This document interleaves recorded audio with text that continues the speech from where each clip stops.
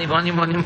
Bueno, pues hoy vamos a conmemorar los 25 años de el SAT, del Servicio de Administración Tributaria. Es la institución que procura que todos los ciudadanos contribuyan al desarrollo del país. Es la que se encarga de recaudar y de fortalecer la hacienda pública para que haya fondos suficientes y se pueda financiar el desarrollo del país. Quiero destacar dos o tres cosas.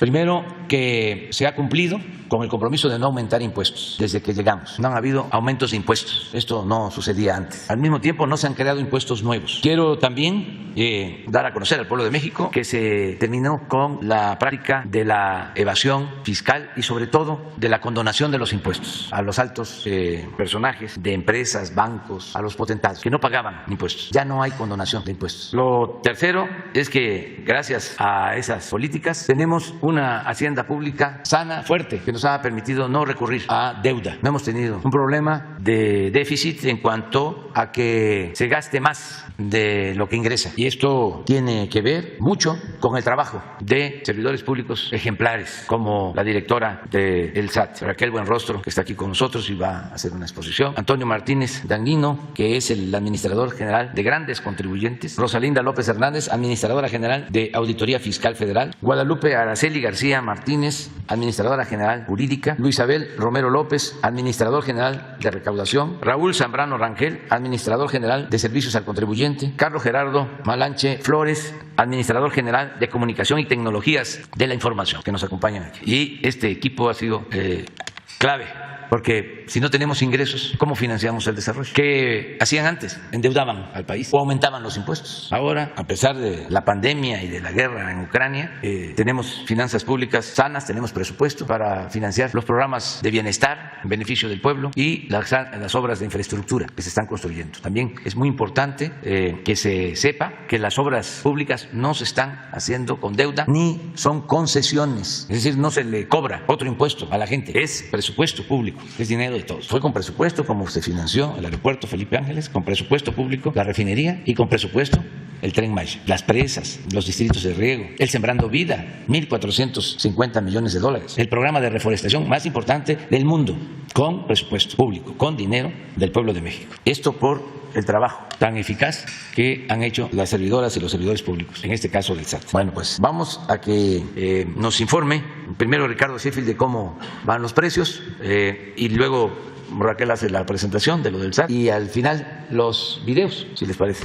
Buenos días, señor presidente. Buenos días a todas y a todos ustedes quienes quieren el precio de los combustibles. Si hacemos un corte el 30 de junio, el precio internacional de la mezcla mexicana de petróleo, $104.79. Bajó un poco, pero continúa muy presionado el mercado internacional de los derivados del petróleo. El mismo petróleo, $21.98 por litro. El precio promedio la semana pasada para la gasolina regular, $23.92 para la premium y $23.30 para el diésel. 100% de incentivo esta semana a las gasolinas, a los combustibles, por parte del gobierno federal. Petro-7, Oxogas y Winstar son las tres marcas más careras en el país esta semana que cerró y las tres que han sido aliadas de los consumidores y que lo han sido ya varias semanas, Repsol, G500 y Orsan. Vamos a ver por tipo de combustible. En la gasolina regular, Chevron salió la más cara. Esta gasolinera en Santana, Sonora, tenía el precio de la gasolina a $23.42 por litro. Le estaban ganando Los Angelitos $2.81, comparado con los 22 centavos de franquicia Pemex en Tampico, Tamaulipas, con un precio en consecuencia más bajo al público, $20.29. Nos vamos a la gasolina regular. El precio más alto con el margen más alto es de Móvil en Monterrey, Nuevo León, $25.99, $3.65 de margen, muy pasados de rosca. Pemex, la más barata, en la Premium, $22.89, 39 centavos de margen. BP fue la más cara con el margen más alto para el diésel en el Carmen, Campeche, $24.96 precio al público, $3.19 de margen, mientras que Móvil fue la más económica en Altamira, Tamaulipas, $22.35 por litro, 18 centavos de margen. Y en verificación recibimos 399 quejas o denuncias a través de la app de litro por litro, 164 verificaciones o visitas que realizamos en esta semana que cerró. 3 gasolineras las encontramos que tenían problemas en la calibración de sus bombas. No había rastrillos, pero no estaban dando litros completos y fueron sancionados. Y si no tomamos en cuenta el margen, las más baratas para la gasolina regular a $19.59 en Servifácil, Coatzacoalcos, Veracruz, y 20 pesos con 29 centavos de franquicia Pemex en Tampico, Tamaulipas. Así tenemos un referente de cuál es el precio más bajo y un referente de los precios más altos. Está a 24.50 en San Fernando, Tamaulipas, y 23.99 de BP en Guadalajara, Jalisco. Así nos orientamos a dónde mover nuestra compra, porque ese poder del consumidor que nosotros tenemos como consumidoras y consumidores, si lo usamos, regulamos el mercado. Por eso es importante usar la app de litro por litro, donde la más barata aparece en Altamira, Tamaulipas, de franquicia Pemex, con un precio al público de 29.79 y 21.89 de Soriana en Tampico, Tamaulipas. Las más caras, 27.99 de Philips 66 en Chihuahua, y 26.79 de Shell en Naucalpan, Estado de México. La más barata para el diésel, 22 pesos con 19 centavos de BP en Coatzacoalcos, Veracruz, y 22.29 de Móvil en Altamira, Tamaulipas. Las más caras, 76 otra vez en Hermosillo, Sonora. Les gusta pasarse de rosca en esa gasolinera, 26.99 por litro,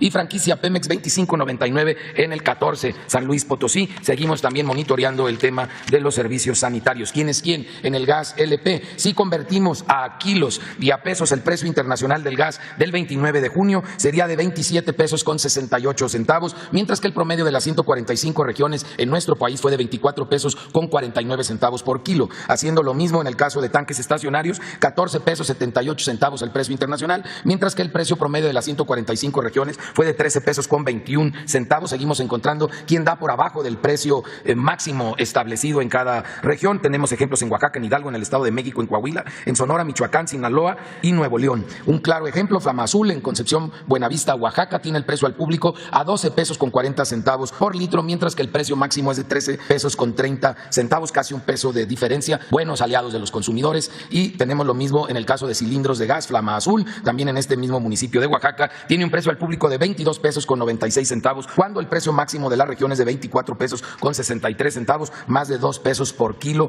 en beneficio de los consumidores, buenos aliados de los consumidores. 735 visitas o verificaciones, 7, pocas afortunadamente, resultaron con infracciones, aunque encontramos en esta ocasión muchos cilindros en mal estado, un 10.9% de cilindros que fueron retirados del mercado en estas verificaciones, y una estación de carburación que no se dejó verificar y que no exhibía los precios al público seguro, tampoco estaba dando litros y kilos completos. Esto es en el barrio de Jicaltepec, en San Pablo Autopan, en Toluca, que ya la estaremos visitando en nueva cuenta, pero acompañados de ASEA y acompañados de la CRE y obviamente de la Guardia Nacional de Productos de Primera Necesidad. Vamos a ver el comportamiento en esta semana que cerró. El Índice Nacional de Precios al Consumidor en Bebidas y Alimentos ha tomado una situación de estabilidad después de venir incrementándose semana con semana. Ojalá así continúe, porque la presión internacional sigue muy alta en todos los alimentos, lamentablemente, esta situación que vive el mundo. Y vemos los precios altos a la baja en este paquete de 24 productos que consumen más las familias mexicanas, y el precio bajo también muy estable.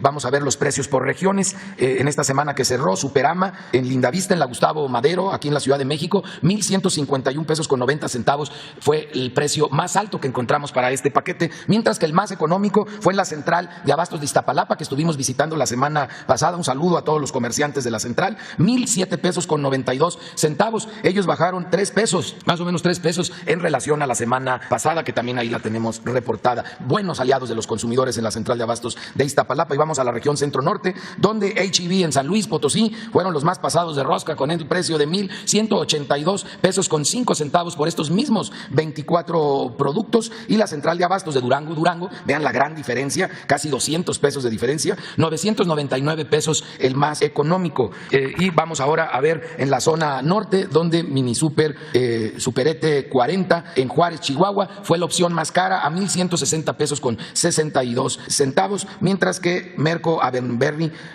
en Monterrey, Nuevo León, la opción más económica, le ganó a la central de abastos de Monterrey a 976 pesos con 15 centavos, el precio más bajo en todo el país. Muy buenos aliados de los consumidores. Y vamos por último en la zona sur-sureste, donde Walmart Express fue la opción más cara, esto en Mérida, Yucatán, a 1,162 pesos con 60 centavos, y los mismos 24 productos en Bodega Aurrerá de Veracruz, los encontramos a 1,017 pesos con 30 centavos. Si le buscamos, vamos a encontrar en donde vivimos opciones económicas, distribuidores, comercializadores que son aliados de los consumidores. Y comentarles que hemos estado en comunicación todas las agencias gubernamentales de defensa del consumidor de habla hispana en el mundo, y en todo el planeta se está presentando el mismo problema. Como hay esta presión inflacionaria, crece también la tentación de muchos comerciantes, de muchos distribuidores, pues de moverle a la báscula, de moverle al calibrador de flujos, al medidor de flujos. Y entonces, si sube el precio, para no subir el precio, le doy su rasuradita al kilo, le doy su rasuradita basuradita al litro. Y estamos en todos los países de habla hispana realizando una intensa campaña, porque en todos se calibra igual que en México 2 veces al año. Y en este mes de julio iniciamos la segunda calibración del año y ahora queremos hacerlo de manera tal que todas y todos ustedes como consumidoras, como consumidores, nos ayuden a verificar que estén cumpliendo con la calibración.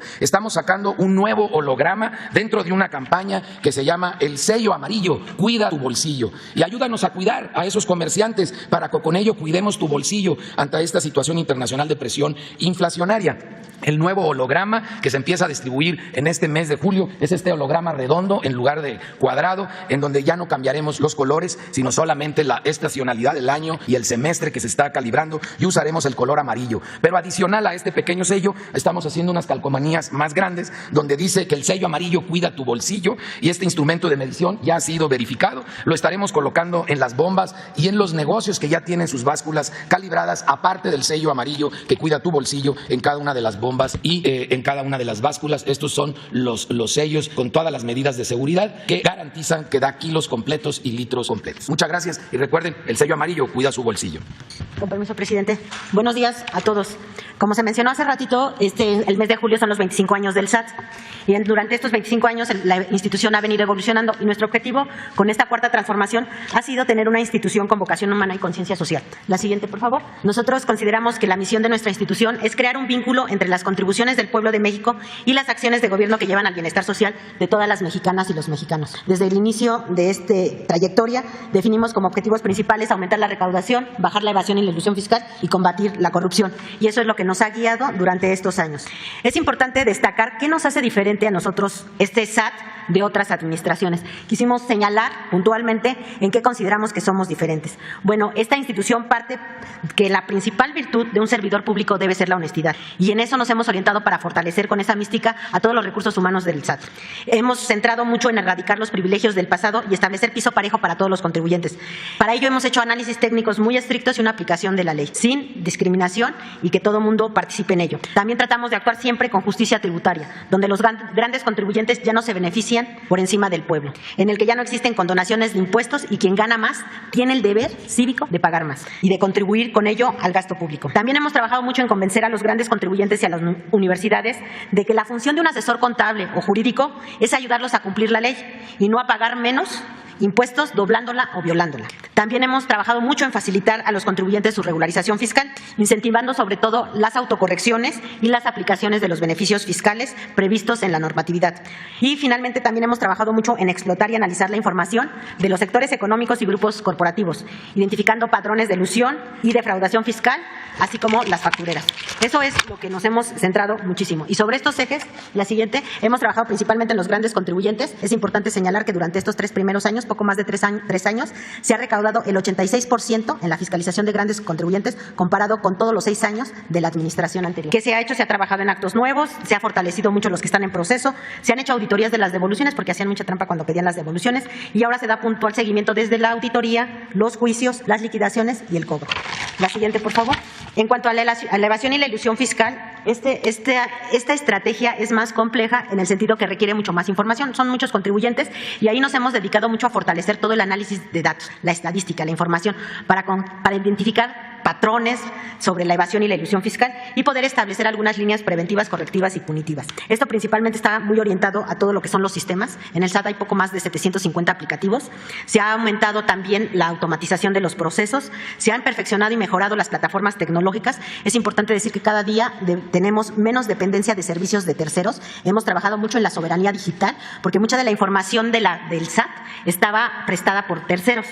Además de que hemos obtenido mayor soberanía digital y hemos mejorado toda esta infraestructura, esto nos ha llevado a ahorros de más de 2,000 millones de pesos, mismos que se han utilizado para fortalecer también las tecnologías, mejorándolas. También esto nos ha permitido identificar también algunas estrategias de evasión y de elusión fiscal que nos han llevado a mejorar también las normas fiscales e ir tapando huecos.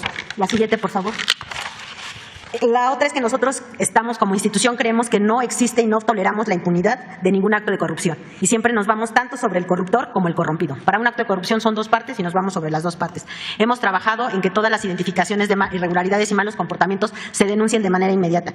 Tenemos denuncias tanto a la Fiscalía General de la República de delitos presuntos penales, así como faltas administrativas, presumiblemente ante la función pública. De enero de 2020 a junio de 2022 se han presentado, en caso de presuntos delitos penales, 2.669 denuncias contra servidores públicos, personas físicas y personas físicas relacionadas con personas morales. De estas 2.669, 599 son por contrabando, 105 es por un acceso irregular a los sistemas y el otro son otro tipo de presuntos delitos. Vinculados a proceso han sido 469 personas, del total hemos tenido 15 resoluciones y el castigo más alto que hemos tenido son 6 años de prisión por manejo irregular en los sistemas de información. En cuanto a servidores que presuntamente tienen faltas administrativas, hemos presentado 229 denuncias que involucran a 335 servidores públicos en 2021 y 97 denuncias en 2022, en lo que va al 2022, que son 150 servidores públicos. Escribimos las aduanas porque el año pasado todavía eran aduanas y las denuncias que aparecen ahí son las que están en proceso, pero ya aduanas, como ustedes saben, a partir del 1 de enero ya es otro órgano desconcentrado que no depende del SAT. La siguiente, por favor. Esto nos ha llevado a obtener los siguientes resultados, como decía el presidente. Si nosotros trabajamos con mucha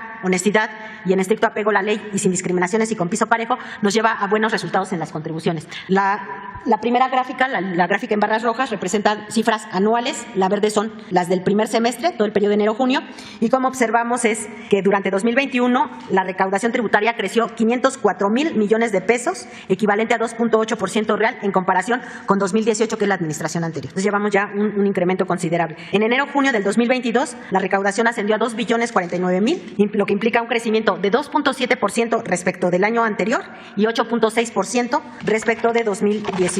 Es decir, la recaudación está por encima y ya superó los niveles de la prepandemia sin ningún problema. Incluso ahorita vamos a observar, como vemos en la gráfica, que nunca bajó a pesar de la pandemia y a pesar de la crisis de la guerra de Ucrania con Rusia. La siguiente, por favor. También mucho se decía que los grandes contribuyentes solo iban a ser para rato. No es verdad.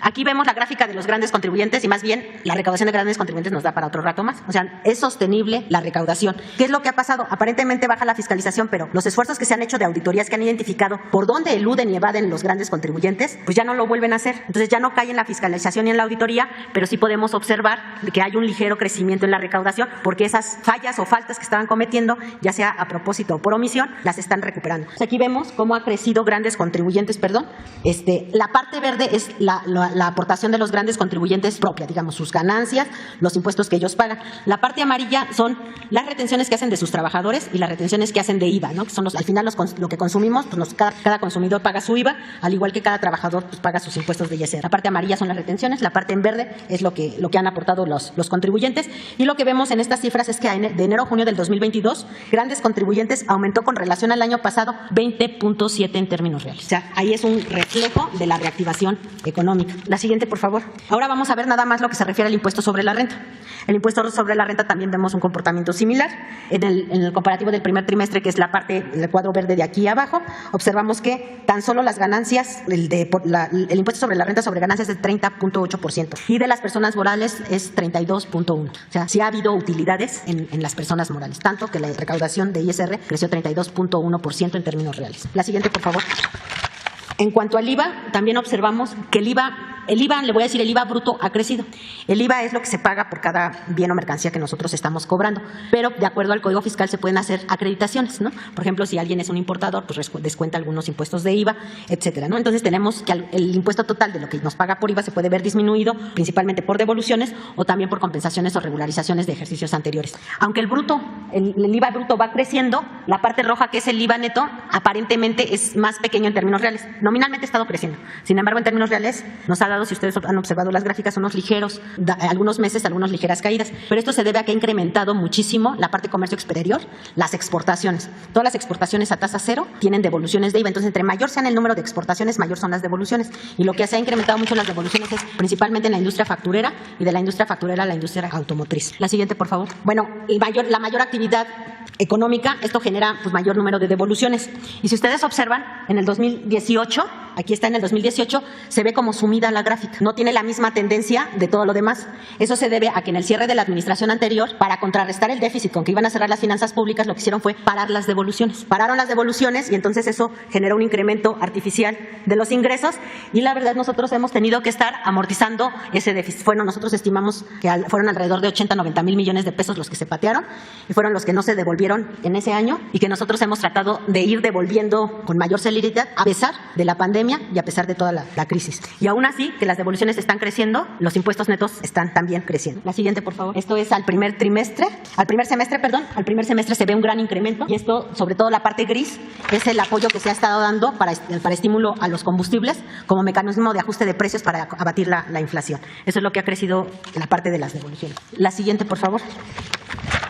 Además, también se ha trabajado y se ha esforzado en generar un régimen más simplificado para la gente. Queremos dar facilidades, sobre todo a la gente que no tiene todos los recursos para tener capacidades técnicas y administrativas de contar con contadores o despachos, que sea más sencillo el pago de impuestos. Entonces, desde el año pasado se hizo el régimen simplificado, donde se consideran a los contribuyentes con menos de 3.5, están varios intervalos. El primero es hasta los 300,000 pesos al año, el último está a los 3.5, y donde se les disminuyó la tasa de impuestos sobre la renta, donde la tasa de la renta en lugar de andar en el 20 y tantos %, pasa al 1% y máximo 2.5%. Es importante decir que adicionalmente aquí el sector primario tiene algunos beneficios donde no paga impuestos sobre la renta. Y en el caso de las personas morales, lo que se hizo fue aumentar la deducción de las inversiones también para motivar la reactivación. Se les dieron mayores tasas anuales y se hizo mayores deducciones para que pudieran pagar menos impuestos. La siguiente, por favor. Aquí tenemos algunos ejemplos. Por ejemplo, si una persona moral invertía en mobiliario y equipo de oficina, podría nada más deducir el 10% durante 10 años. Y a la propuesta nueva, lo que como quedó la modificación de leyes, ahora puede disminuir el 25% en 4 años. Entonces deduce más rápido, esto le da liquidez y también puede reactivarse y mejorar su negocio. Y hay varios ejemplos, son muchísimos. La siguiente, por favor. También observamos que de que empezó esta administración, el presidente firmó varios decretos para dar estímulos en las regiones fronterizas, empezando por la norte, luego el siguiente año continuó con la sur y la franja de Chetumal. Aquí vemos cómo se han incrementado los estímulos fiscales en estas zonas. En el 2019 era de 68,000 y ahora en 2021 cerró en 95,000. Ese incremento también en los estímulos está siendo completamente absorbido por el incremento de la recaudación. La siguiente, por favor. Esta gráfica muestra los estímulos de combustible, ¿no? Decíamos hace rato que los estímulos a los IEPS se utilizan como una medida de ajuste de precios contra la inflación, porque la inflación es el impuesto más caro para la población que tiene menos recursos. Entonces, si nosotros observamos primero el IEPS que se pagaba el año pasado, que pagan de manera normal para compensar y que no haya tanta variación en el precio, ese estímulo fiscal en el 2022 alcanzó un apoyo de 114,771 millones de pesos. Y el complementario, que entró a finales de marzo a la fecha, ya va 44,000 millones de pesos. Este incremento, pues nosotros esperamos que el siguiente mes sea mucho más alto. El total de los apoyos para combatir la inflación es de 159,000 millones de pesos. Es decir, los esfuerzos de este gobierno para evitar que la gente tenga una inflación en su canasta básica es de 160,000 millones de pesos. ¿Cómo se ven estas acciones que ha emitido el SAT con base en estos principios de esta nueva transformación? Aquí vemos un apartado del impacto en las finanzas públicas y en la parte económica. Muchas de ellas pues, ya eran metas, compromisos, que fueron compromisos de campaña del presidente y que se están cumpliendo cabalmente. El primerito es, no hay aumento en los impuestos ni impuestos nuevos. No se incrementa la deuda. Esto también, como se mantuvo los ingresos, se mantuvo el grado de inversión a pesar de todas las crisis. También el haber garantizado el cumplimiento de las metas de ingreso nos permitió mantener el presupuesto en los programas y proyectos prioritarios sin ajustes. Las medidas que se están metiendo están permitiendo abatir el incremento de la inflación, que sin duda la inflación se le reconoce internacionalmente con el impuesto más caro para la gente con menores recursos. Y esto va aunado también a que ya estamos saliendo de este periodo y este año ya empezó la recuperación económica y aparte México ha tenido un reconocimiento internacional. La siguiente, por favor. Aquí observamos algunas gráficas que también el presidente ha mostrado en diferentes ocasiones, que es cómo se comporta el consumo. La gráfica de arriba son las tiendas departamentales y las tiendas de abajo son las de autoservicio. ¿Por qué son indicativas y un buen indicador estas gráficas? Porque cuando hubo la crisis sanitaria y bajó toda la actividad económica, el gobierno mantuvo todos sus programas prioritarios. Esto que permitió, pues, los apoyos a los jóvenes, los apoyos a los adultos mayores, etcétera, permitió que un gran porcentaje de la población mantuviera su nivel de ingresos para su subsistencia. Y aquí lo vemos ligeramente en las gráficas, el comportamiento, el observado es la línea roja, vemos una línea negra punteada que está ligeramente una tendencia hacia arriba. ¿Eso qué quiere decir? Independientemente de la crisis, tanto sanitaria como la de Ucrania y Rusia, siempre se mantuvo lineal y constante de un consumo sostenido en todas las tiendas de autoservicio y en todas las tiendas departamentales. Lo que garantiza es que la mayoría de la gente tuvo recursos para sobrevivir gracias a todos los programas que hubo, los programas sociales. La siguiente, por favor. Aquí vemos un corte a mayo de cómo es el impacto económico al apoyar con estímulos a los combustibles para combatir la inflación. En el primer cuadro vemos cómo es la inflación de México y Estados Unidos. México es la barra verde, Estados Unidos es la barra roja. A mayo en 2022, México está en una inflación de 7.65, mientras que Estados Unidos está en 8.58. Tenemos un punto menos de inflación. Si nada más nos referimos a la parte de los productos o las mercancías energéticas, es mucho más notorio el control de la inflación. México está en 6.4%, Estados Unidos en 34.6% y la OCDE en 47.7%. Entonces ahí se ve el esfuerzo que hemos hecho como gobierno para poder mantener abajo los precios. La siguiente, por favor. Esta está muy larga, nada más se las voy a platicar. Para parte de las defraudaciones fiscales proviene de empresas transnacionales, porque son las operaciones internacionales o las reestructuraciones corporativas donde se prestan más para mayores defraudaciones. Aquí en el área de internacionales se está trabajando, de hecho a estas alturas ya se tienen reuniones semanales con nuestro homólogo en Estados Unidos, en el área de grandes contribuyentes, para evitar, por un lado, lo que se llama la doble tributación, que le da certeza jurídica a un contribuyente que no paga doble en México y en Estados Unidos, pero también nos ayuda a no tener doble evasión, juega para los dos lados, ¿no? Porque ahí tenemos maquiladoras gigantes que por 7 años, 8 años no han pagado ni en México ni en Estados Unidos. Entonces se ha hecho un gran trabajo, ya se tienen reuniones semanales y se establecen medidas normativas conjuntas para evitar esta doble tributación o doble no evasión fiscal. Esto nos ha funcionado también y le ha funcionado también a Estados Unidos, que se está viendo cómo generalizarlo no solo a maquiladoras, sino a otro tipo de empresas como son las distribuidoras. Y este mecanismo, incluso Estados Unidos lo llevó a la OECD como un ejemplo de eficiencia y están ya realizándose grupos de trabajo en la OECD que están liderados por México para llevar todas estas metodologías a nivel internacional, para que también se hagan en Europa y se hagan en Asia y en África. También se ha fortalecido mucho el intercambio de información, que eso nos permite también tener mucho conocimiento sobre las operaciones y cómo juegan a llevar recursos a paraísos fiscales y poder detectar también más rápido las evasiones. Y se han fortalecido muchas grupos de trabajo con autoridades de diferentes países y México está participando en muchos casos como capacitador en estos temas internacionales, dado los resultados que hemos obtenido. Y la siguiente, por favor, ya así como a manera como de un resumen nada más para sensibilizar un poco los números de los esfuerzos que se ha hecho.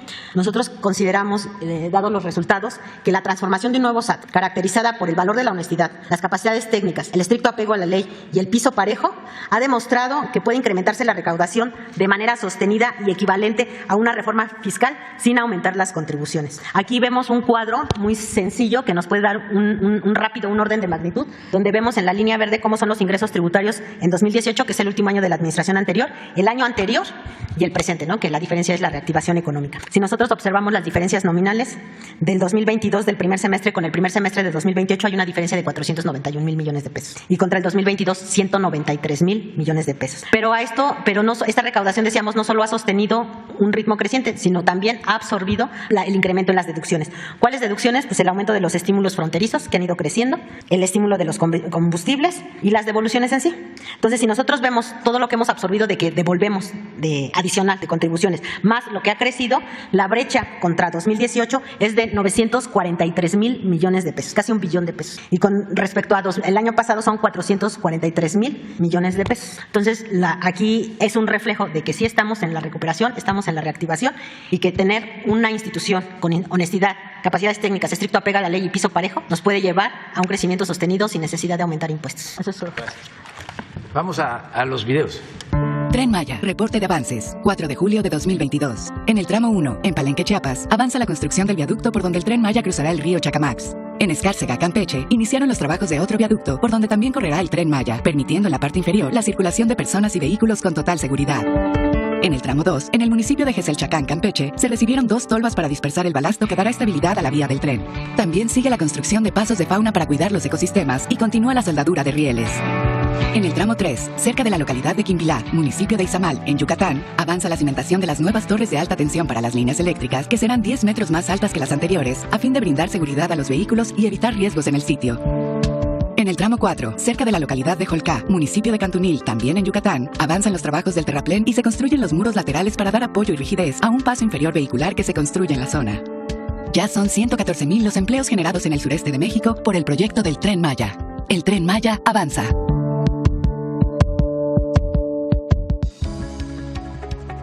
La Comisión Nacional del Agua informa los avances en la construcción del Parque Ecológico Lago de Texcoco.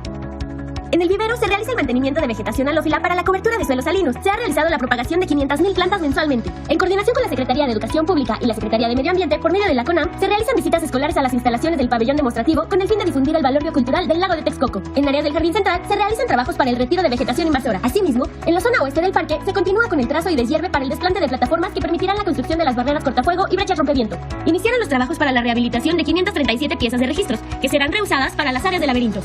Se desarrollan trabajos de topografía y trazo de senderos, ciclovías y plataformas para el desplante del equipamiento deportivo. Iniciaron los trabajos de excavación de cepas para el tendido de tuberías y construcción de registros para las redes principales de instalación del parque. Asimismo, se han excavado 12.600 metros cúbicos para el desplante de cimentaciones. Continúan los trabajos de colados de losas para campos deportivos y otras áreas de equipamiento. Se lleva a cabo el tendido de tubería para instalaciones hidráulicas, sanitarias y eléctricas en el interior de las plataformas. Para el desplante de pavimentos de plazoletas y senderos, se realizan trabajos de afine y compactación de materiales. Permanentemente se lleva a cabo el monitoreo, rescate y banqueo de la vegetación activa, así como el seguimiento y conservación de la avifauna dentro del polígono del parque.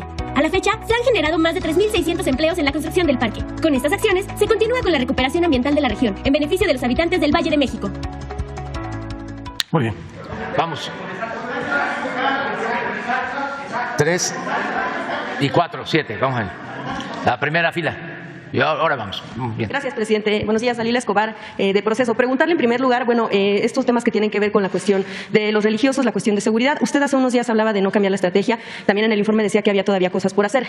A nivel nacional, pues ha habido varios llamados de religiosos de diferentes estados, desde la cúpula, pero también desde quienes están en territorio misioneros. Lo llaman en primer lugar a un diálogo nacional. Afirman que es necesario, es momento de escuchar y que, alguno de los religiosos, de hecho, mencionaba la frase de que a nadie hace débil escuchar a los demás. Algunos mencionan que pues es importante escuchar a familias de personas desaparecidas, a personas que viven de cerca este tipo de violencia. Preguntarle en primer lugar si usted considera que sí es necesario que se haga un diálogo y en todo caso si usted considera que se ha roto ese diálogo con al menos el ámbito religioso. Bueno, yo siento que se tiene que seguir escuchando a todos. El diálogo es permanente con todo el pueblo de México. No creo que en los últimos tiempos haya habido un gobierno que dialogue tanto con la gente, que esté cotidianamente recogiendo los sentimientos del pueblo. Solo que recuerde el general Cárdenas y puede ser que otro presidente o gobierno, pero nosotros constantemente estamos en comunicación y dialogando. En el tema de la violencia,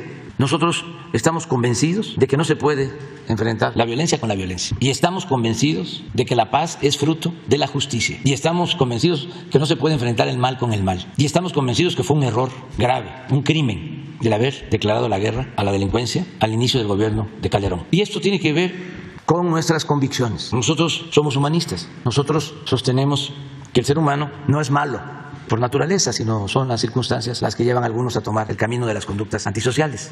Que lo que tenemos que hacer es atender las causas de la violencia, que no se empobrezca al pueblo, que no se abandone a los jóvenes, que no haya una sociedad desigual, donde una minoría lo tiene todo y la inmensa mayoría carece hasta de lo más indispensable. Que no haya, en pocas palabras, pecado social. Y esto tiene que ver con la filosofía, con la doctrina de todas las religiones y también del pensamiento filosófico laico. Se puede probar científicamente. Entonces, los adversarios nuestros, como no han podido imponerse, ahora están queriendo que nosotros entremos a una polémica con las iglesias. No, hablando de lo mismo, amor y paz. Justo Nos identificamos muy bien con el Papa Francisco y también tenemos muy buenas relaciones con pastores, con ministros de otras iglesias. Pero ya estoy viendo la mano negra, ¿no?, de los conservadores que quieren ahora echarnos encima a las iglesias. No, que nadie se confunda. Si me piden que yo exprese cuál es mi dirigente social más admirado, al que respeto más por su entrega en favor de los desposeídos, es Jesús Cristo, que, de acuerdo a mi interpretación teológica, encabezó un movimiento en favor de los pobres. Y por eso los poderosos de su época lo seguían, lo espiaban, lo llamaban alborotador, agitador del pueblo, y lo crucificaron. Y también por eso me identifico mucho con el Papa Francisco. Les voy a poner algo que acaba de decir el Papa Francisco, porque todo esto pasa como de noche, ¿no? A ver si me consigues un fragmento de una entrevista que le hicieron en Argentina, ¿sí?, o un periodista argentino, una periodista. Es un párrafo donde habla de los problemas de América Latina. Pero es cosa también de buscar, lo recomiendo, su discurso de Ciudad Juárez, sus homilías o discursos cuando visitó México. Ningún dirigente político, religioso, había hablado con tanta claridad sobre los problemas de México como lo hizo el Papa Francisco en esa visita. Pero como no les convenía a los de las élites, no se difundió nada. Toda la crónica de su visita tuvo que ver con generalidades, que lo jaló una niña, que llegó mucha gente, pero sus intervenciones no se difundieron. Y eso que él dijo en ese entonces lo suscribimos nosotros, desde nuestra postura de Estado laico. Entonces no podemos nosotros confrontarnos con ninguna iglesia, y que los del PAN y del PRI y de otros partidos, y Claudia X González, y los que están molestos porque tenían el negocio del aeropuerto y no se les hizo, los que ahora tienen que pagar impuestos y antes no pagaban, los que se sienten ofendidos porque actúan como fifís, que no lo son también, porque para ser fifí, como dicen en Veracruz, le zumba. O sea, tiene que tener pues, avión propio, yate, vivir en las Lomas, en Santa Fe, pero en la Toscana, en el Pedregal. Nada de que si vives en la del Valle ya eres fifí, no. O sea, hay niveles. Entonces, que nadie se ofenda. Estamos hablando de los potentados. Y eso también, no de todos, porque hay gente que tiene dinero porque ha trabajado y además invierten y generan empleos y merecen respeto, y no todo el que tiene es malvado. Estos son los ultraconservadores, muy reaccionarios, que se sienten superiores, son clasistas, racistas. Ellos son los que están enojados, pero también se les va a ir quitando, y tenemos que hablar de esto para que las nuevas generaciones vayan haciendo a un lado todo ese pensamiento rancio y conservador, hasta los hijos de ellos, que conozcan una realidad distinta, que se salgan de esa burbuja de individualismo, de egoísmo, de sentirse superiores. ¿Llamaría entonces a que no haya un distanciamiento con el grupo eclesiástico? No hay, llevamos muy buena relación con todas las iglesias. Esto lo estoy viendo ahora porque los estrategas del conservadurismo están pendientes, están viendo por dónde, porque no le salen las cosas. Hacemos un aeropuerto, es una central camionera. Nadie lo usa, como si no se necesitara un proceso y no llevara tiempo, como cualquier obra. Negocios que se abren, que inician, como dicen los técnicos, el punto de equilibrio, ¿no? Lleva tiempo lograr el punto de equilibrio. Pero no, en contra del aeropuerto. No, tienen la nobleza de aceptar de que se trata de uno de los aeropuertos mejores del mundo, de los que últimamente se han construido, que lo hicieron en tiempo récord los ingenieros militares, que nos ahorramos 125,000 millones de pesos. No. La refinería, lo mismo. No tienen la nobleza de decir. Llevaba más de 40 años que no se hacía una refinería, una obra así en el sureste, con una inversión de, 12,000 millones de dólares, que está todavía dando empleos a 30,000 obreros. Una refinería para procesar 340,000 barriles diarios. Claro que requiere de un proceso de prueba. Pues ni modo que se inaugure, ya está el petróleo crudo entrando y ya se integra de inmediato todo el proceso y ya se está produciendo gasolinas. Eso lleva tiempo. Se necesitan integrar todas las plantas. Pero ya terminamos de instalar todos los equipos en 600 hectáreas, en 2 años y medio. ¿Quiénes hicieron esto? Mexicanos, del Instituto Mexicano del Petróleo, de Pemex, y sobre todo obreros mexicanos, empresas mexicanas, la mayoría de las empresas. Y no, yo recuerdo que Calderón dijo que iba a construir una refinería. Me va a llevar un tiempecito explicarlo, porque yo ofrezco disculpas si se molestan, ¿no? Porque no hay que olvidar, anuncian con bombo y platillo de que van a construir una refinería. Y como tenían a todos los medios apergollados, fue una gran propaganda. Y pusieron a competir a los estados para ver qué estado ofrecía las mejores condiciones. Y ahí van los gobernadores todos a ofrecer. Aquí en Guanajuato es el mejor lugar, en Michoacán, en Tamaulipas, en Campeche. Bueno, allá en Guanajuato, en tu estado, hasta compraron un terreno. Ahí se quedó. Se quedó y lo pagaron bien, se rayaron. Entonces, en todos lados pusieron a competir. Eso tardó un tiempo. Y en los medios, hasta que deciden que van a hacer la refinería también en una ceremonia en Tula. Compran el terreno. ¿Y qué hicieron? La barda. Pero ni siquiera la terminaron. Y luego dicen, se suspende. Entonces, ahora, los que no dijeron nada, cuando se engañó y se derrochó dinero, son los que están molestos por lo de la refinería Olmeca. Y así, el Tren Maya. Imagínense, estuve ahora el fin de semana. No son propietarios los que tienen el amparo, hay gente desconocida, claro, vinculada a estos grupos de poder. Los mismos que presentaron los amparos para que no se hiciera el aeropuerto Felipe Ángeles. Y nos tienen parado, ya va para 3 meses, con todo el gasto que esto significa. Sin razón, porque, como dicen los abogados, aceptando sin conceder que hay una destrucción ambiental. ¿Cómo es que se está trabajando en 1,450 kilómetros y no estamos trabajando en 100? Y qué casualidad que la destrucción es en donde están las inversiones más fuertes y los intereses económicos, en el tramo Cancún-Tulum, que además es donde existen menos vestigios arqueológicos, pero el propósito es que quedemos mal, que no podamos inaugurar el año próximo el Tren Maya. ¿Sería posible que pudiera no inaugurarse el próximo año? Claro que vamos a inaugurar el Tren Maya. Es un asunto de Estado. No es posible que un grupo de intereses creados corruptos le causen daño al pueblo y a la nación, porque se trata de presupuesto público. Imagínense lo que se está perdiendo cada día que pasa. Entonces, sí, vamos a terminar. Presidente, en torno pero a ver, el Papa, ¿qué dijo? Sí. cambios más logrados y cuánto es lo que falta? Las cosas que yo hice no me las inventé, ni las soñé después de una noche de indigestión, no. Recogí todo lo que los cardenales dijimos en las reuniones pre-conclave que tenía que hacer el próximo Papa. Todos éramos conscientes que el próximo Papa estaba ahí, no sabíamos quién iba a ser. Entonces dijimos las cosas que había que cambiar, los puntos que había que tocar. Lo que yo puse en marcha fue eso que se pidió. O sea, original mío no creo que haya habido nada, sino que poner en marcha lo que se pidió entre todos. Por ejemplo, la parte de reforma de la curia terminó con la nueva Constitución Apostólica, Predicate Evangelium, ¿no? Que después de 9 años, 8 años y medio de trabajo y consulta, se logró poner lo que pidieron los cardenales, que ya se iba poniendo en práctica, porque los cambios se iban haciendo, ¿no es cierto? Y hoy día hay una experiencia desde el tipo de vista misionero, es decir, Predicate Evangelium, es decir, sean misioneros, prediquen la palabra de Dios. O sea, que lo esencial es salir. Curioso, en esas reuniones hubo un cardenal que dijo, en el texto del Apocalipsis que tomó Jesús, dice, estoy a la puerta y llamo. Era para entrar. Si alguno me abre, entraré, etc. Él dijo, Jesús sigue golpeando, pero para que lo dejemos salir, porque lo tenemos aprisionado. Y eso es lo que pidió esa reunión de cardenales. Y cuando fui elegido, yo puse en marcha eso. Enseguida, a los pocos meses se hicieron consultas, continuamente se fue un primer texto, después se consultó un segundo texto, hasta que salió la nueva Constitución. Y mientras tanto se iban haciendo los cambios, ¿no? O sea, no son ideas mías, eso que quede claro. Son ideas de todo el colegio cardenalicio que pidió eso. Más allá de su humildad, ¿hay una impronta suya, hay una impronta de la Iglesia latinoamericana? Eso sí. ¿En qué cambió esta perspectiva? ¿En qué posibilitó esta perspectiva? Es decir, la Iglesia latinoamericana tiene una historia de cercanía al pueblo muy grande. Si tomamos las conferencias episcopales, ¿no? Primera, Medellín, después Puebla, después Santo Domingo, después Aparecida, siempre fue en diálogo con el pueblo de Dios, fue muy cercana al pueblo de Dios la Iglesia latinoamericana, y eso ayudó mucho. Es una iglesia popular en el sentido real de la palabra, es una iglesia del pueblo de Dios, que se desnaturalizaba cuando el pueblo no podía expresarse y terminaba siendo una iglesia de capataces de estancia con los agentes pastorales que mandaban, ¿no? Cuando el pueblo se fue expresando cada vez más en lo religioso, terminó siendo protagonista de su historia, y eso en la iglesia latinoamericana se dio bastante.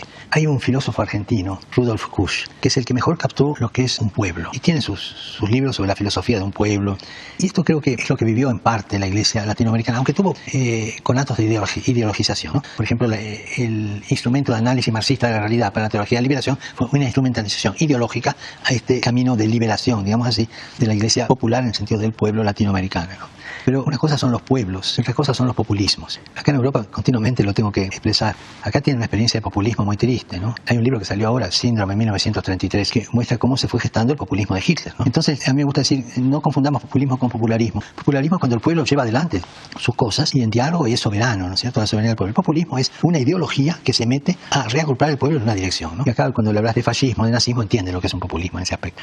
La iglesia latinoamericana tuvo, evidentemente, y tiene aspectos de sujeción ideológica en algunos casos. Los ha habido y los seguirá habiendo porque esa es una limitación humana. Pero es una iglesia que pudo expresar y puede expresar cada vez mejor su piedad popular, por ejemplo, ¿no? Su religiosidad popular, su misma organización popular. Cuando vos encontrás que a las patronales del Milagro de Salta te bajan los misas chicos desde 3.000 metros y todo para venir acá, hay ahí una entidad religiosa que no es superstición, porque se sienten identificados con eso. La iglesia latinoamericana ha crecido mucho en eso. Y también es una iglesia que supo cultivar las periferias, ¿no? Porque la verdadera realidad se ve desde la periferia, ¿no? Me llamó la atención una conferencia que escuché de una filósofa, murió ya, Amelia Podetti. La frase era esta: Europa vio el universo cuando Magallanes llegó al sur. O sea, desde la periferia más grande se entendió a sí misma. O sea, las periferias nos hacen entender el centro. Podrán estar de acuerdo o no, pero si vos querés saber lo que siente un pueblo, anda a las periferias. Las periferias existenciales, no solo las sociales, las existenciales. O sea, anda a los viejos jubilados, son periferias, anda a los chicos, de alguna manera te reflejan, anda a los barrios, anda a las fábricas, anda donde se juega el día a día, ¿no? Y ahí se muestra un pueblo, anda a la universidad. Pero ¿dónde están los pueblos, ¿no? Las periferias, los lugares donde el pueblo se puede expresar con mayor libertad. Y para mí esto es clave. Una política desde el pueblo, que no es populismo, es respetar los valores del pueblo, respetar el ritmo del pueblo, respetar la riqueza de un pueblo. Y ahí es donde usted ve, desde la periferia, la fuerza transformadora. Tal cual, ¿no? Y estaba pensando cuando usted hablaba de la iglesia latinoamericana, y Latinoamérica a partir de los últimos años empieza a mostrar también una salida distinta, digamos, una salida no neoliberal, sino justamente la construcción de un proyecto de sociedad mucho más inclusivo, ¿no? ¿Cómo ve a Latinoamérica como región? Latinoamérica todavía está en ese camino lento de lucha del sueño de San Martín y Bolívar, ¿no? Que es el sueño de la unidad latinoamericana, con los valores latinoamericanos. Y por supuesto, siempre fue víctima y será víctima hasta que no se termine de liberar de imperialismos explotadores, ¿no? Eso todos los países lo tienen, ¿no? No quiero más preguntar en el tema de lo que tiene que ver con la seguridad. En la parte de los religiosos hay dos planteamientos. Por un lado, por ejemplo, en el caso de Jalisco se habla, ellos han declarado una paz fría, es decir, que saben que se operan, que sabe que pues incluso hay cobros de piso por hacer algunas actividades. En el caso de y que bueno, muchas veces no lo denuncian por temor a que pues obviamente están ahí en el pueblo y los pueden hostigar. En el caso de Zacatecas, por ejemplo, algunos religiosos plantean que sí se puede dar una especie, bueno, se lo plantean, de amnistía a cambio de que depongan las armas. Preguntarle en el tema de la estrategia, más allá de la frase abrazos no balazos, ¿cómo se define la estrategia sí es en todo caso, porque algunos la ven permisiva, se permite que los delincuentes puedan actuar con tal de que no haya masacres a cambio. Es una idea que se tiene equivocada. Nosotros lo que estamos atendiendo son las causas de la violencia. No se hacía así. Era el predominio de las medidas coercitivas, del uso de la fuerza. Eso era lo que se ponía por delante. Y eso, regresando al Papa, es antirreligioso. Todo lo que tiene que ver con la violencia. Y en especial es anticristiano, teológicamente hablando. No puede, con todo respeto, un sacerdote, un obispo, un pastor, decir que se debe responder la violencia con la violencia. Es la ley del talión. Es el ojo por ojo, el diente por diente. No, esto no significa que haya tolerancia. Todos los días detenemos a delincuentes. Y cuando no hay opciones, se dan enfrentamientos. Ayer, en Sonora, detienen a 3 delincuentes famosos, un grupo de soldados, y los tienen sometidos, retenidos, y llegan 10 camionetas, 15, en número 60 contra 10. El encargado del operativo, con mucho aplomo, pide apoyo porque les estaban ofreciendo que si soltaban al jefe de la banda no les iba a pasar nada a ellos. Les estaba ofreciendo al grupo de militares 10 millones de pesos y llegaron los refuerzos y sí hubo un enfrentamiento, perdió la vida un oficial del ejército, pero se detuvo a los dirigentes. Es muy fácil, como dice la canción de Silvio, no estar en ese sitio. Y desde aquí, o desde el púlpito, o desde la academia, estar diciendo lo que supuestamente debe aplicarse o llevarse a cabo. Pero con este ejemplo de Caborca, de Sonora, que voy a pedir que hoy lo informen, pues lo que quiero dejar de manifiesto es que no significa tolerancia o que no se esté actuando. Claro que estamos actuando y hay resultados mejores que antes. Para que quede así claro, que se oiga bien, que se oiga lejos, desde que estamos en el gobierno hay una reducción del 30% de delitos del fuero federal. 30% de delitos del fuero federal. Ahora, en homicidios, que es fuero común, tenemos una reducción del 5%, lo más difícil que encontramos. Pero también la politiquería está queriendo hacer campaña en contra con estos temas. Entonces, es importante que se sepa, afortunadamente tenemos posibilidad de la réplica aquí y de informar. Y la gente está muy, muy consciente de lo que está sucediendo. Pero sí hay toda una campaña de desprestigio, inmoral, difamatoria, y son casi todos los medios de comunicación, con honrosas excepciones. Ayer estaba yo viendo, no me acordaba, pero a pesar del COVID todavía, no olvido cosas. Hace como 2 años fui a Campeche y salió Alarraqui a decir de que se casaba mi hijo, Andrés, en una hacienda, de estas antiguas remodeladas, haciendas coloniales, famosa, y pues no se ha casado. Y entonces, pero lo que me llamó la atención, ¿se acuerdan lo que últimamente decía? De que lo que importa es decir mentiras, ¿no? Hay que mentir, hay que mentir, hay que mentir, hay que mentir. Por eso lo de Goebbels, puede ser que no sea hitleriano, pero sí alumno de Goebbels. Y Goebbels, ya lo dije, pues fue durante muchos años el ministro de la propaganda de Hitler. A ver si no encuentras lo de cuando dice, porque esa es la estrategia, si se puede llamar así, es la máxima del AMPA, ¿no? de la política y del periodismo. La calumnia cuando no mancha tizna, y calumnia porque algo queda. Y estaba, sí, es Goebbels, hay hasta manuales sobre eso, pero desde antes se aplicaba eso en el periodismo. Se usaba muchísimo en la época de la dictadura porfirista, antes de la Segunda Guerra Mundial. Es una donde dice, a ver si le encuentran, dice, me equivoqué, no se va a casar el hijo de Andrés Manuel, todo por las benditas redes sociales. Hubo un reporte, presidente, de una agresión más a un religioso en Michoacán. Se hablaba del padre Mateo Calvillo Paz, nada más a ver si tienen el reporte de una agresión. No tenemos. Nada, porque él lo había hecho público, que le habían golpeado y que, bueno. Afortunadamente no. Bueno, puede ser, pero no nos informaron. En la noche. Y ya nada más, como tocaba el tema de Dos Bocas, preguntar al presidente si pudiera haber un informe en torno a qué fue lo que hizo que se elevaran los costos del tema de la refinería Olmeca en Dos Bocas y, bueno, si habrá también exhibición de los contratos, si no hay opacidad en algunos de los que pudieron tal vez tener algunos convenios modificatorios para elevar los costos, nada más. Eso. No, se hizo en el presupuesto estimado, autorizado por el Consejo de Pemex. Ese es otro asunto también. El querer descalificar la construcción de la refinería, hablando o sosteniendo de que costó más de lo previsto. No, está en lo que se autorizó por parte del Consejo de Pemex. Lo que sucede es que si se le agregan los impuestos, se le agregan obras adicionales como gasoductos y otro tipo de obras, pues sí, es mayor el precio. Pero para nuestros adversarios, si esa refinería la iniciáramos hoy, nos costaría 25,000 millones de dólares y no la tendríamos cuando más se necesita. A diferencia de lo que pasa en otros países. A ver, ¿por qué no pones otra vez pongan de favor, ¿tienen lo de Alarraqui? A ver, ponlo de Alarraqui y luego la lámina sobre inflación energética en el mundo. Y ofrecemos disculpas, porque ya nos nos dedicamos a presumir mucho. Pero si no, los de la prensa fifí, conservadora, reaccionaria y corrupta, siguen y siguen y siguen y siguen, tratando de confundir. Aquí están, fíjense, las humildes fotos de la humilde boda de Andresito Junior. Ayer en Campeche, Hacienda Guayamón. Cada noche entre 6,000 y 8,000 pesos. No hay duda. Primero los pobres. Este es ese señor, ¿cómo se llama? Alarraqui. Y como pues no hubo boda, ni yo soy el hotel de 6,000 la noche, 8,000, fíjense, a los 2 días. Es la vieja, ¿no?, perversidad. Cuando empezaron a ceder los medios, ¿no?, con el derecho de réplica, primero eran 8 columnas, ¿no?, para difamar. Y luego, si acaso aceptaban la réplica, mandaban el escrito a la página 38 de la sección 6 del periódico. Pero aquí hace 2 días calumniando. Es un calumniador profesional, alumno de Goebbels. Fui víctima de dice después, de las benditas redes sociales. Subí una información que me llegó sin validar que fuera cierta. Nada, es lo mismo, es Goebbels. ¿Por qué no pones otra vez lo que decía de la mentira? Pero hay un Face, porque en las redes hay mucho ingenio de gente que nos está ayudando mucho, y un abrazo a miles de personas que trabajan contrarrestando a estos medios reaccionarios y conservadores que se oponen a la transformación. Es una donde aparece él diciendo que yo soy como Hitler, como Mussolini, como Franco. Y luego aparece él diciendo, me comparó con Hitler, porque también esa es otra característica de los conservadores. Se está en el debate y dice, no me insultes, pero no me insultes. Me estás insultando. No te estoy insultando, es que hablo así. Pero tú me insultaste, tú me pegaste primero, tú iniciaste, tú fuiste. A ver si le encuentras. O sea, es lo mismo, para que vean la hipocresía. Y aclaro, no, pero son sus palabras, son una entrevista, son sus propias palabras, diciendo primero una cosa y luego quejándose. Y también con subrayado, tengo un profundo respeto a la comunidad judía, y tengo muy buenos amigos en la comunidad judía. Este es otro asunto completamente distinto. Es un poco lo de la iglesia, ¿no? Yo fui atacado por la iglesia, o para decirlo con precisión, por algunos jerarcas de la iglesia en el 2006, ¿no?, que hicieron campaña en contra.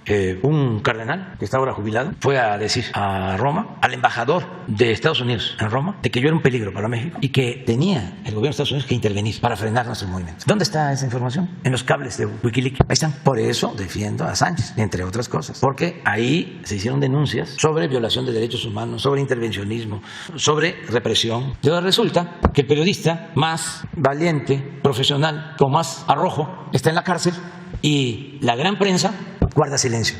¿Dónde está la libertad de expresión? ¿Dónde está la defensa a la libertad de expresión? Sí, pero son dos.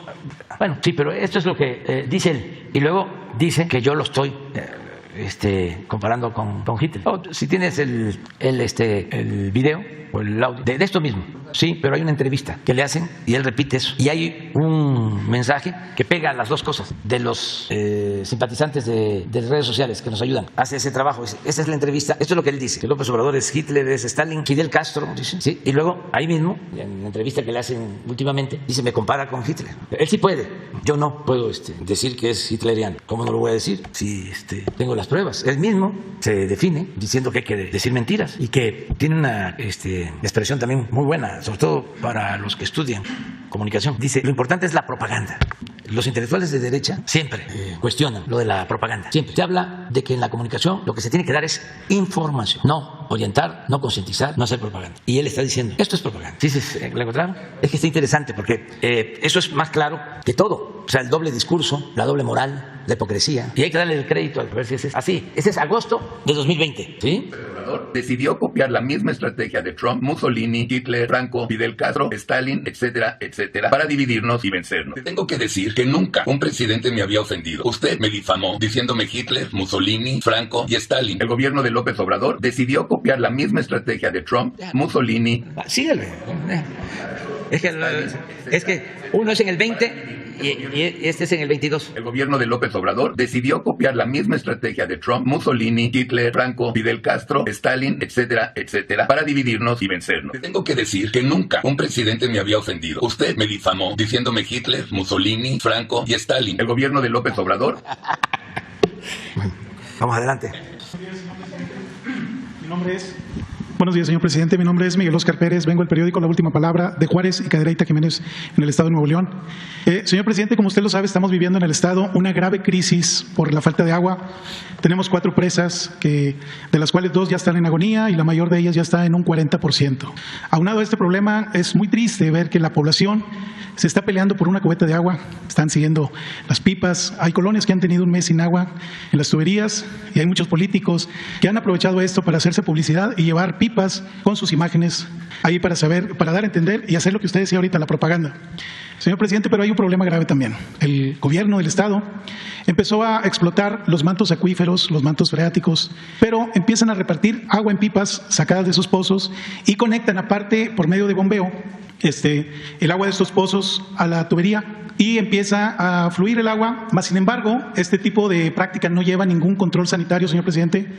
No hay un análisis previo de la calidad de esta agua. Y antes de venir aquí estuve yo con un experto en el tema y me comentó que hay un problema ahí que pudiera detonar en un grave problema paralelo de salud a la falta del agua potable. Señor presidente, me dijo que hay metales, que pudiera haber metales pesados, que pudiera haber ¿me permite sentarme para continuar? Sí. Que hay metales pesados que pudieran dañar la salud, hay bacterias que pudieran también detonar en enfermedades gastrointestinales, como cólera también, hepatitis, y ya hay estos brotes en el estado de Nuevo León. Y hay muchos brotes de enfermedades infecciosas por medio en el sistema de gastroenteritis.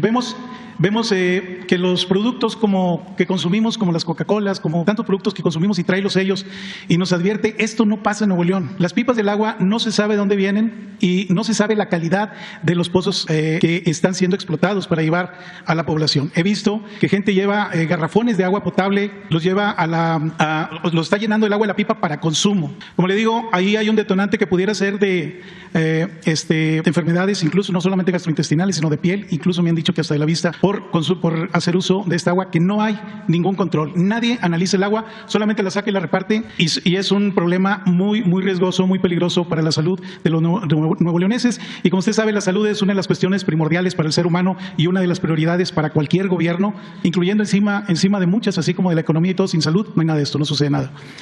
Señor presidente, la pregunta es, ¿puede su gobierno federal intervenir, sugerir, apoyar para que esto no suceda, para que se analicen las aguas y ver que realmente sean potables o para uso doméstico? Nadie le dice a la población si puede ser consumida, nadie se lo está diciendo y porque nadie la está analizando. Yo quisiera saber si su gobierno, por medio del sector salud, pudiera hacer algo, pudiera intervenir, ya que parece ser que al gobierno del estado ni le importa ni está prestando atención a este tema tan delicado. Muchas gracias, señor presidente. Nosotros estamos dando seguimiento y apoyando en el caso de la falta de agua en Nuevo León. Voy a pedir hoy un informe, porque la vez pasada que se dio a conocer la manera en que se estaba ayudando y se estaba trabajando en coordinación con el gobierno del estado, se expuso también el consumo de agua de las empresas, creo que 62, 63 empresas que tienen un consumo como de 500 litros por segundo, que podían ayudar para la escasez. Tengo la información que después de eso ya estaban ayudando, pero después de que se informó sobre este asunto aquí, otros se sumaron a entregar agua. Y no tengo información reciente. Voy hoy a hablar con el director de Conagua, con Germán Martínez, para que nos informe. Y si te parece, de acuerdo a tu propuesta, mañana nosotros damos información al pueblo de Nuevo León sobre la situación de la escasez de agua, y nos da tiempo el día de hoy también para comunicarnos con el gobierno del estado y tener información para seguir actuando y, si es necesario, tomar otras medidas más drásticas.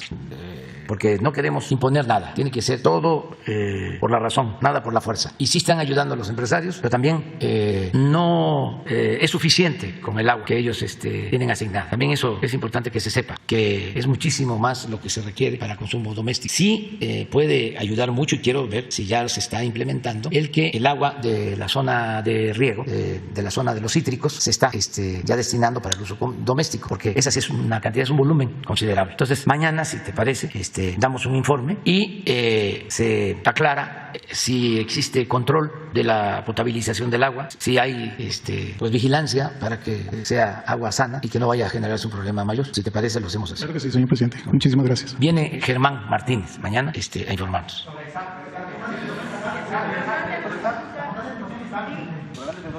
Buenos días, presidente. Pedro Villeca, en el Periódico Universal. Presidente, hoy publicamos una entrevista con Tatiana Cloutier, la titular de Economía, quien señala que las quejas en materia laboral por parte del gobierno de Estados Unidos que ha interpuesto contra México distorsionan el alcance del libre comercio de ambos países en el Tratado de Libre Comercio. ¿Cuál es su opinión acerca de esto? ¿Esto ha afectado el tratado entre los tres países de Norteamérica? No hay problema, vamos muy bien. ¿Se tocará este tema en la próxima reunión que se tenga con Joe Biden? Sí, pero más que nada la reunión tiene carácter bilateral. Vamos a tratar asuntos de México y de Estados Unidos, desde luego tomando en cuenta a Canadá y a toda América. Pero es una reunión bilateral. Tenemos una cumbre para tratar los asuntos del acuerdo comercial, del tratado, en noviembre en México. Viene el primer ministro Trudeau y viene el presidente Biden en noviembre. Pero eso es para el tratado. La reunión del día 12, los encuentros, porque van a ser 2 o 3, tiene que ver con asuntos de integración, de mayor integración económica con respecto a las soberanías, el tema migratorio, la inversión para el desarrollo, las visas de trabajo y otros asuntos. Presidente, nada más para tener este punto, ¿su agenda solamente va a estar el día 12 o se va a extender un día más? ¿Ya se tienen más pormenores sobre esta visita? Salimos el lunes, consideramos que nos alcanza el martes y nos regresamos por la tarde del miércoles. Presidente, como segunda pregunta, hace una semana fue asesinado un compañero periodista en Tamaulipas. El viernes pasado también una compañera que asiste a las conferencias, es Ana Mendoza, en Jalisco, sufrió un ataque. En ese sentido, en una entrevista, Fernando de Yarza, presidente de la Asociación Mundial de Periódicos y Editores de Noticias, calificó como inadmisible el número de periodistas asesinados en México. ¿Cuál sería su opinión sobre este tema, sobre esta declaración? Pues es más de lo mismo, es la campaña de desprestigio en contra del gobierno de México. Estas asociaciones que hay de todo tipo, que aparecen cuando no les gusta un gobierno o no les conviene un gobierno, o protegen a medios de información de México que están también molestos porque ya no reciben subvenciones o el dinero de publicidad que se les daba. Pero esto es así, no es para rasgarse las vestiduras. Hace unos días di a conocer un encarte del New York Times hablando del super policía Genaro García Luna. Dice el New York Times y el Financial Times hace lo mismo y el Wall Street Journal, y todos. O sea, estamos hablando esto de Assange, que no vale la pena que se ocupe el New York Times del asunto, o el Washington Post, o el Financial Times, o el País, y convocar a un encuentro de la prensa más importante del mundo para exhortar, para pedir, para llamar a que se le otorgue un indulto a Assange. Si no lo hace, van a quedar manchados. Y hay que empezar con la campaña de que si lo llevan a Estados Unidos y lo condenan a pena máxima y a morir en prisión, hay que empezar la campaña de que se desmonte la Estatua de la Libertad que entregaron los franceses y que está en Nueva York, porque ya no es símbolo de libertad. Sí, lo voy a tratar con él. Lo traté con el presidente Trump, le mandé un escrito, pero no puede haber silencio. Nosotros nos consta, los cables que dio a conocer hablan de el fraude del 2006, de cómo fueron distintos personajes a la embajada de Estados Unidos en México a confesarse. Esto que les estoy planteando del cardenal, ahí viene. Y no solo es México, es todo el mundo. Pero además, cuando se dio a conocer esta información, participaron varios medios, se pusieron de acuerdo en el mundo para dar a conocer toda la información, porque consideraron que era un aporte a la defensa de los derechos humanos, a la libertad de expresión, para no continuar con el doble discurso, con las mentiras, con el estar declarando una cosa y estar haciendo otra. Entonces ahora lo dejan solo. Ya es muy tarde, ¿eh? Ya lunes hablamos bastante.